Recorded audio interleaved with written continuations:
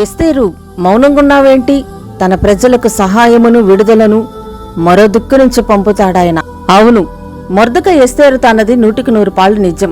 మన దేవుడైన యెహోవా తన ప్రజలకు నలుదిక్కుల నుంచి సహాయాన్ని పంపుతాడు. తన ప్రజల కోసం తూర్పు దిక్కు నుంచి తన మహిమతో దిగివస్తాడు. పడమటి గాలితో పూరేళ్లను పంపినట్టు సహాయాన్ని పంపుతాడు. దక్షిణ దిక్కుకు ఆజ్ఞ ఇచ్చి సహాయం చేస్తాడు. ఉత్తర దిక్కు నుంచి తన ఆశీస్సులను వర్షం వలె కురిపిస్తాడు. తన ప్రజలైన యూదులకు ఆపద వచ్చిన సమయంలో రాణి అయిన ఎస్తేరు ఆ సమయంలో వారికి సహాయం చేయడానికి మరియు ఆ ఆపద నుంచి వారిని విడిపించకుండా ఒకవేళ మౌనంగా ఉండొచ్చేమో గాని, మన ఆపద సమయంలో మనల్ని ఆదుకోవడానికి గాని, ఆ ఆపద నుంచి విడిపించటానికి సహాయం చేయడానికి మన దేవుడైన యెహోవా అభయహస్తం మనకెప్పుడు అందుబాటులో ఉంటుందనేది ఎరిగి ధైర్యంగా ఉండు.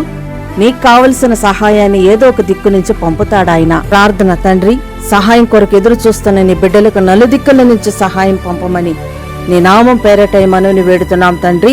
ఆమేన్.